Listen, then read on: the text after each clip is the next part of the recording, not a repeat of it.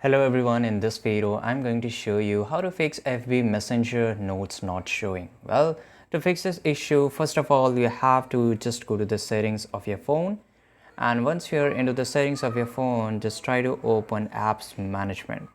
And once here into the apps management, let me show you. Apps management is basically, it will show all the application which is installed in your phone. And once app management is open, you have to search for Messenger, right? So here we will search for Messenger, and here you have to go to the storage usage and clear the cache and also clear the data.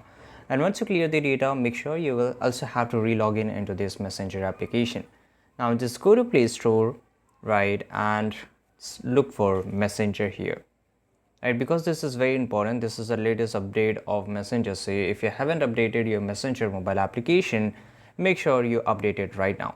Then you can just if it is still not showing, then you can just join the beta version.